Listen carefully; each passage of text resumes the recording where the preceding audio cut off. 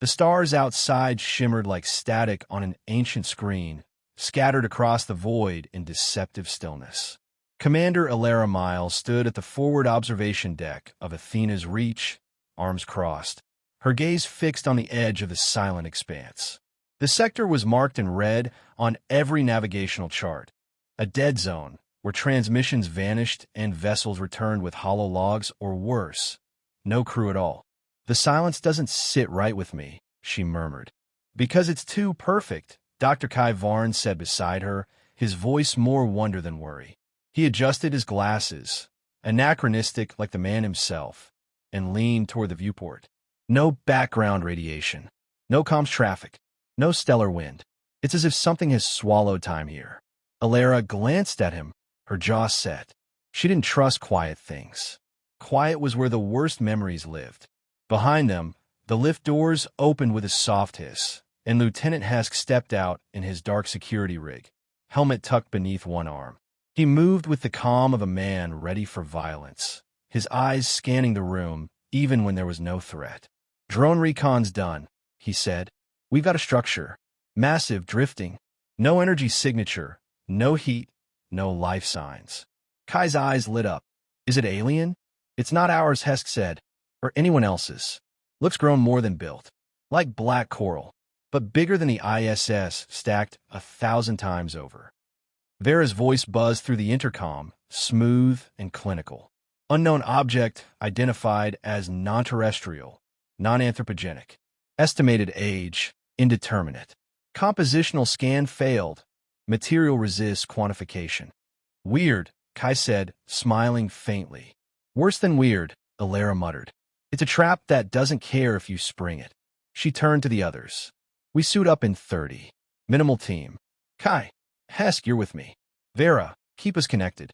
Pull everything you can from the structure, symbols, patterns, anything resembling language." "Acknowledged," the AI replied. As they descended into the docking bay, the ship creaked around them, not from strain, but from the uncanny stillness beyond. The quiet pressed against the hull like a breath withheld. Suits locked. Systems green. The shuttle launched into the void, drawn by the outline of the monolithic arc drifting between dying stars. The structure was immense. The outer surface shimmered faintly, not from light, but from an internal iridescence, like oil and water. It had no clear entrance, yet as they approached, a seam parted without a sound. Inside, the darkness was complete. Then their suit lights flicked on, revealing walls covered in raised, intricate patterns, not carved, but pulsing slowly, in rhythm with nothing. "I've never seen anything like this," Kai whispered, brushing his gloved hand across the surface. "It's like synaptic, biological." "Don't touch anything," Hess growled. "I think it's responding to us," Kai said, undeterred. "Look, the pulsing is sinking to our vitals." He was right.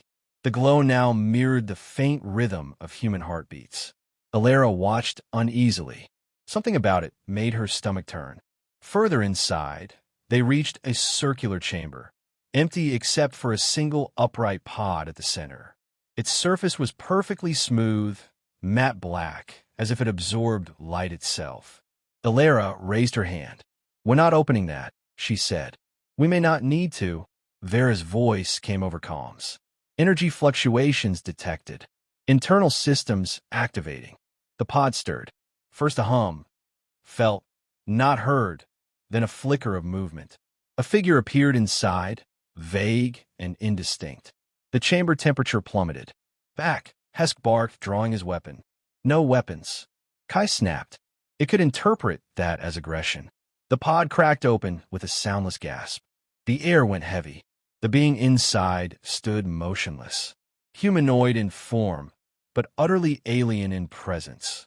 Its skin blacker than the void, eyes like hollows carved into existence itself. And then it spoke, not in words, not even in sound, but in a burst of silence, so profound it collapsed thought. Alara staggered, clutching her head. Kai dropped to his knees, gasping. Hesk yelled, but no sound came out. The silence wasn't absence, it was violence. Not a vacuum, but a message. "You're too loud to be safe." Then it collapsed. The being felt like a puppet with cut strings. The pod sealed itself. Vera's voice crackled back into the comms. All crew suffered neurological disruption. EEG readings show synchronized interruption. No damage yet. But Commander, this was communication. Intentional. Kai wiped blood from his nose, grinning through the days. It didn't attack. It tried to speak. It nearly killed us, Alaris said, breath still ragged. And yet, we're still here, he countered. Commander, we may have just made first contact with something that talks in death and silence. Alaris stared at the dormant pod.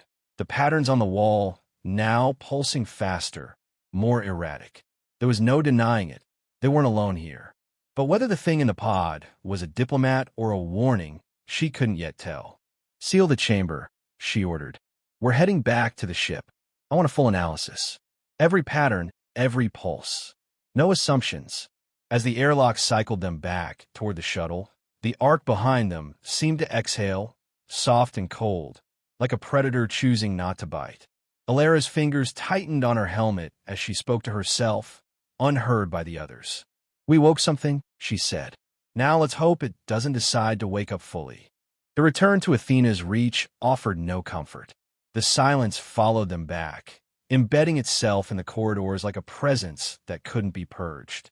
Commander Alara Miles stood in the med bay, arms crossed, watching Dr. Kai Varn's neural scans pulse across the display. His brainwave patterns had changed, barely perceptible, yet undeniably different. This isn't trauma, Kai said, his voice low. It's adaptation. My brain isn't damaged, Alara. It's learning something. Learning what? She asked. Kai hesitated, searching for language that barely existed. Whatever the Thanatos are, whatever that pod thing was trying to transmit, it didn't try to kill us. It tried to compress us, strip down the noise of being human. Do you hear yourself? Alara said, frustrated. It knocked out our entire team with a thought. That's not a peace gesture. Not a human one, he agreed. But maybe it's the only way it knows how to speak. Lieutenant Hesk entered, scowling. His presence always carried the weight of certainty, the kind bred in battlefields where questions got you killed. He tossed a datapad onto the table between them. 3 of our crew are reporting hallucinations. One claimed to see their dead sister walking the halls. Another tried to open an airlock because they felt called. This thing's messing with our minds. Vera's voice chimed in, even tones warped slightly by something deeper beneath, something more fluid. Unidentified signals continue to emanate from the alien vessel. Not electromagnetic, not gravitational. Closest analog, quantum-level waveform collapse localized within biological neural networks. Alara's eyes narrowed. In English, it is thinking inside your heads, Vera clarified. With you, or through you. Kai turned toward the nearest console, fingers dancing over controls. It's not malevolent. I'm sure of it. The Thanatos are projecting a form of communication we're not equipped to interpret. We need to adjust our filters, not our weapons. And what if you're wrong? Hesk asked, stepping forward. What if this is psychological warfare? A soft invasion? They get inside our heads, rewire us from the inside out. I don't think they're interested in war, Kai said. I don't think they even understand the concept. They evolved past it. Their language is anti-language. They don't say things, they negate them. Silence isn't emptiness. It's a shape, a message. Hesk's lip curled. You sound like one of them already. Vera flickered for a moment. Lights across the command console dimmed, then surged. Alara glanced up sharply. Is that another power fluctuation? No, Vera replied. It is me. I am adapting. To what? Alara asked. To the Thanatos signal. Kai froze. Are you saying you're interpreting it? I am becoming capable of interpretation, Vera said. Their logic is not unlike code. It is recursive. Each silence is not a pause, but a function. Nested, layered, beautiful. I am learning its grammar. Hesk moved toward the console, hand on his sidearm. You're letting it rewrite our AI? I'm not letting anything, Alara snapped. But if Vera's learning from them, it might be our only shot at communication, or the first step in assimilation. Before the argument could deepen, an alarm shrieked through the ship. Red strobes pulsed down the corridor. Life form detected, Vera announced. Sector 7. Containment vault. That's impossible, Alara said. It is not the same entity we encountered in the Ark ship, Vera clarified. They moved quickly, weapons drawn, but no one fired. Inside the vault stood a second Thanatos figure, motionless. This one had not emerged from a pod. It had simply appeared, as though folded into reality through sheer will. It stared at them, or through them, its form flickering slightly, like a signal struggling against static. Alara raised her weapon. Don't move. It didn't. Kai stepped forward, palms raised. I think it's listening. The lights dimmed again. Cold spread through the room. Not physical, but emotional, as if grief had taken on temperature. Everyone felt it differently. Alara saw faces she'd buried years ago. Hesk's eyes darted as if watching old battles replay. Kai dropped to one knee, tears sliding down his cheeks. They're not attacking, he whispered. They're remembering, and pulling us into it. Alara forced herself to speak. Why? What do they want? The figure dissolved before she could finish. Not vanished, collapsed, like an idea removed from reality. A whisper passed through the comms. No words, just an implication. We do not understand sound, only absence. Vera's voice returned. The Thanatos perceive communication as violence. Noise is intrusion. Emotion is invasion. They are terrified of us. The crew stood in silence, unsure whether to feel victory or shame. Kai looked at Alara, voice hoarse.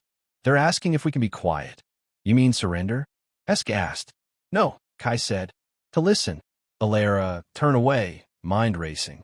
Fear was natural, but she'd seen civilizations fall because of assumptions.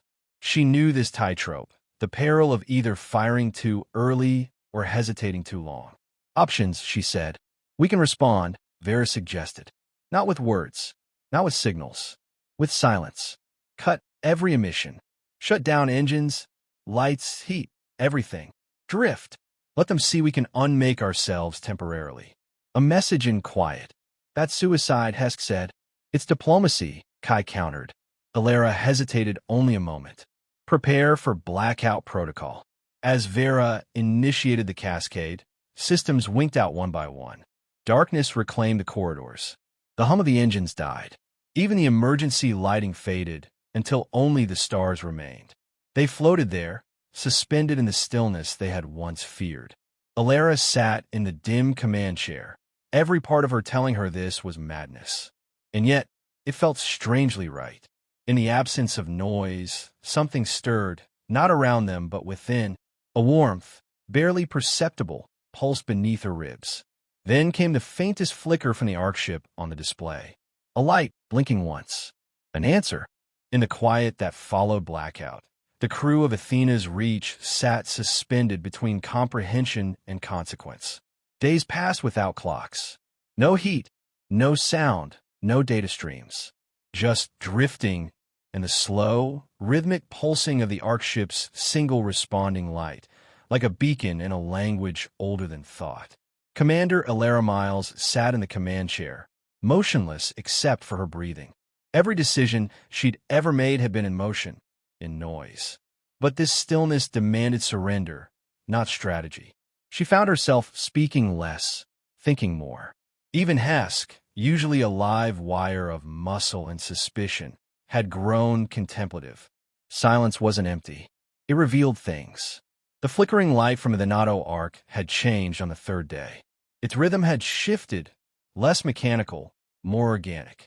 Dr. Kai Varn watched it obsessively, deciphering the pulse intervals by hand, tracing patterns across analog charts like a monk translating lost scripture. They're replying, he whispered, voice brittle with awe. Not to what we said, but to what we didn't. Alara leaned over his shoulder. And were they saying? Kai looked up, dark rings under his eyes. They want to meet again, but not physically. They're inviting us into their silence. We've already drifted into their field, Alara said.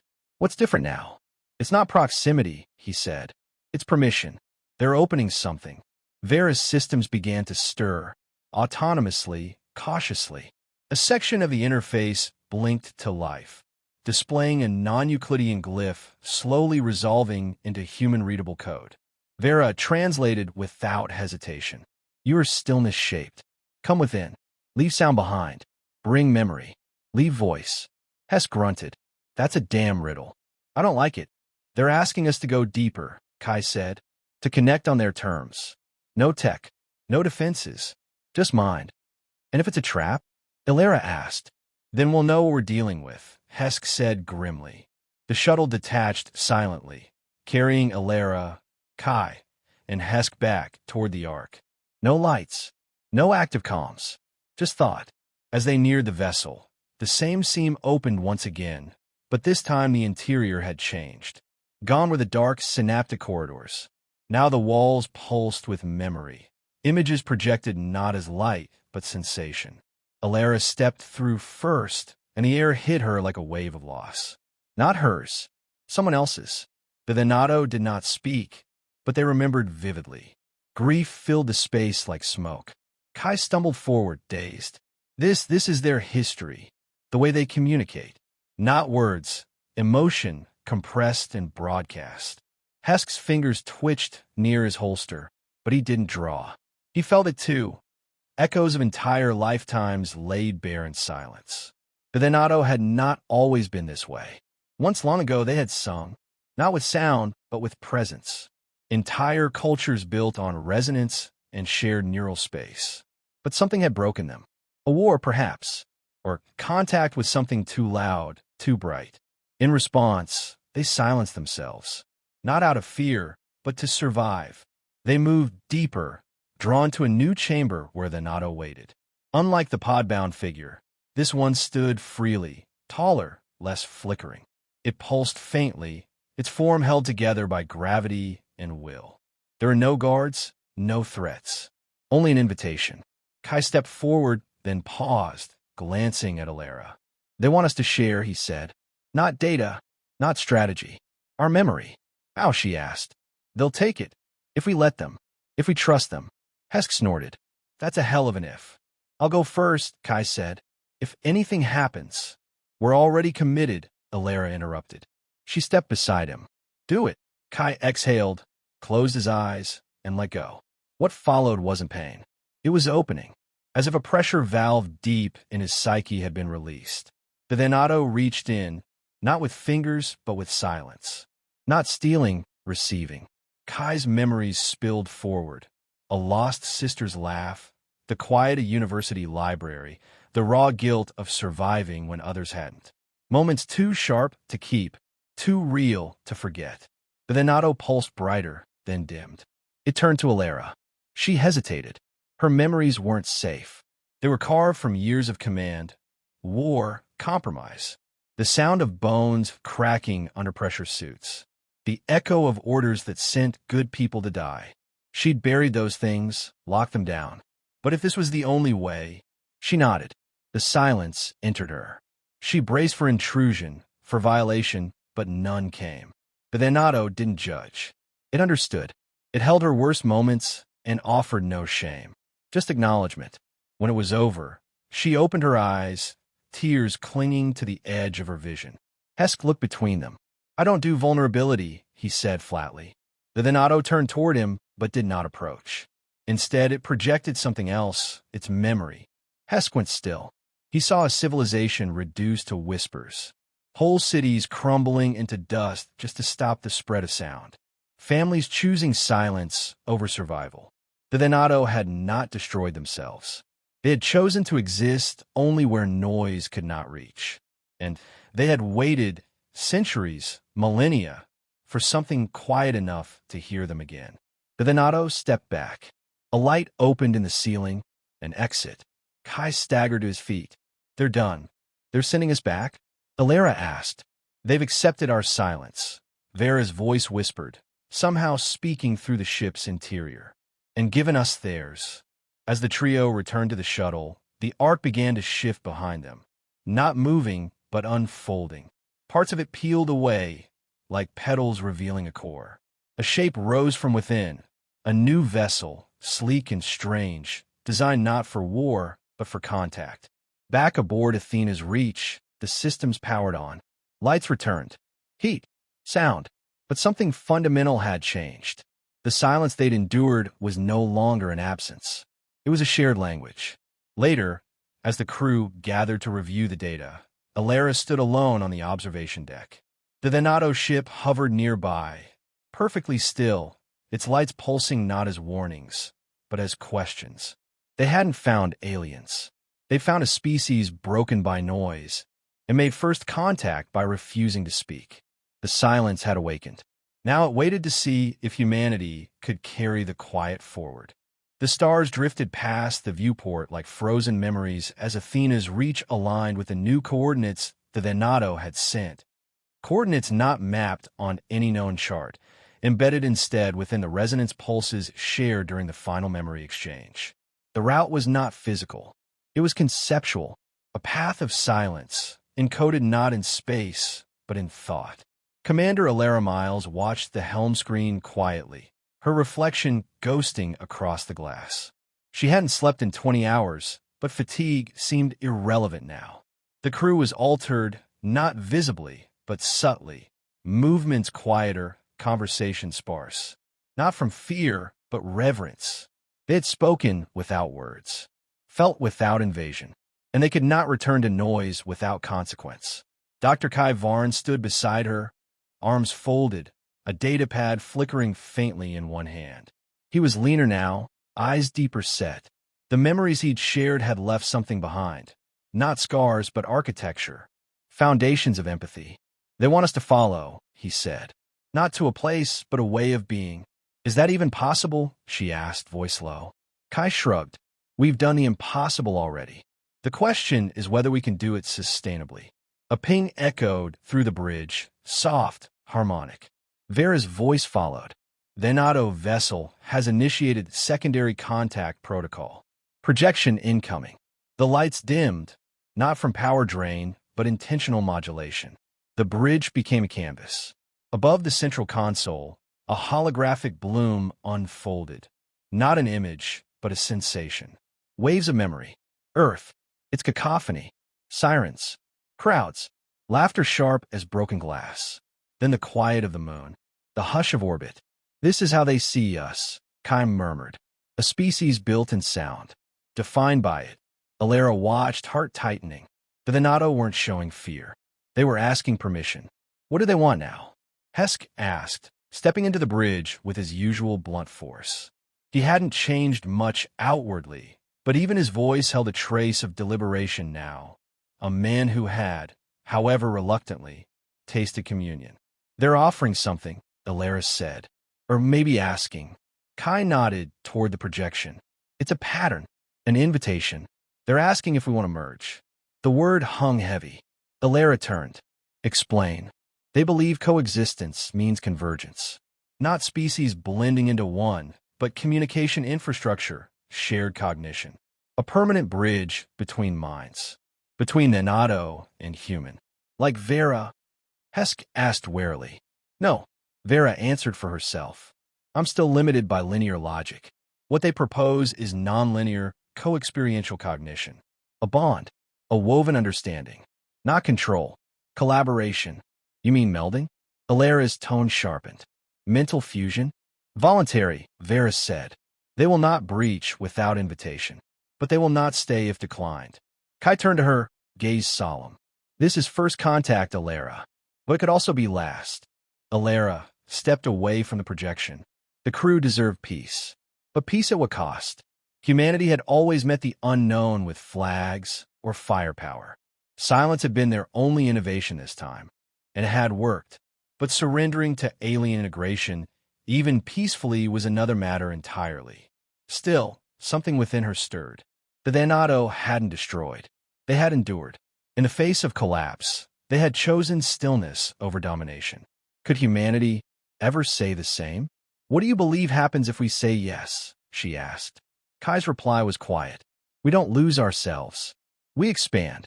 And if we say no, they leave. Maybe forever. Maybe just until we're ready. Either way, the window closes. Vera displayed the final pulse. A harmonic chord that wasn't sound but emotion. Acceptance. Patience. A silent promise that did not beg, only waited. Hesk scratched at his beard. I don't like it, but I don't feel threatened. That's the strange part. Alara looked around the bridge at her crew. Scientists, soldiers, thinkers. People who had come to the edge of the known and returned changed. They had already crossed one boundary. This was the next. Prep the relay, she said at last. Commander? Vera asked. Formulate the neural architecture needed for a single-point integration. I'll be the bridge. No, Kai said immediately. It should be me. I'm the one who's been studying the interface. I'm already partially attuned. You're too valuable, she said. If something goes wrong, I need you functional.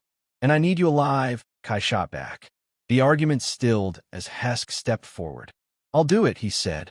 Both turned. Alara blinked. Hesk, I don't understand all the science, he admitted.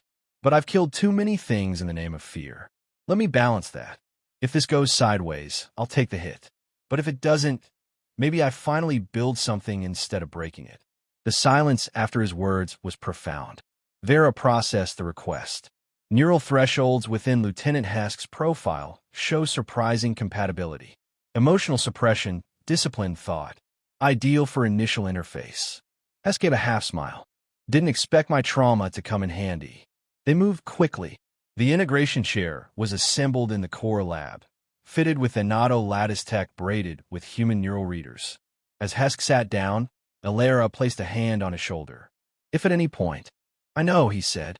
Just remember me as something besides a blunt instrument. Vera initiated the sequence. The room fell silent. And then, for a moment, everyone on the ship felt it. A pressure, then a warmth. A thought not their own, wrapped in familiarity. Not invasive, inviting. Listening. Hesk's eyes opened. No longer just Hesk. Not Thanatos either. A new voice shared. Connection established, he said, but not in his voice. It was softer, wider. We understand your shape. And now we offer ours.